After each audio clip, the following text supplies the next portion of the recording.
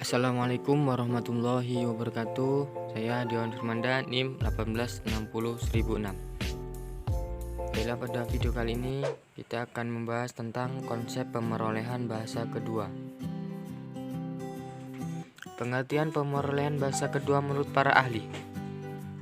Menurut Chair Abdullah dan Agustina, pemerolehan bahasa kedua atau bilingualisme adalah rentangan bertahap yang dimulai dari menguasai bahasa pertama atau B1, ditambah mengetahui sedikit bahasa kedua atau B2. Lalu penguasaan B2 meningkat secara bertahap, sampai akhirnya menguasai B2 sama baiknya dengan B1.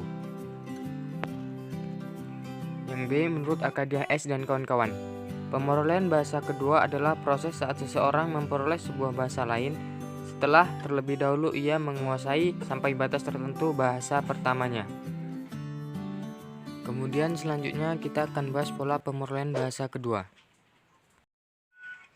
Yang pertama, pola akulturasi, yaitu proses adaptasi atau penyesuaian dengan kebudayaan baru.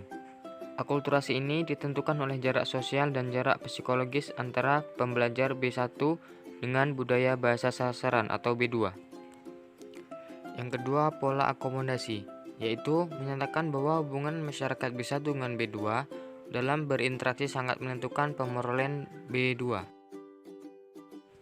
Yang ketiga, pola wacana, yaitu menekankan pentingnya pembelajaran B2 menemukan makna bahasa melalui keterlibatannya dalam berkomunikasi.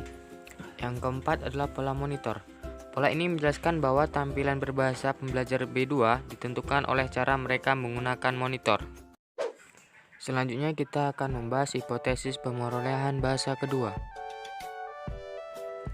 Yang pertama, hipotesis masukan, yaitu pemerolehan bahasa terjadi apabila masukan atau input yang diterima lebih besar daripada yang dimiliki.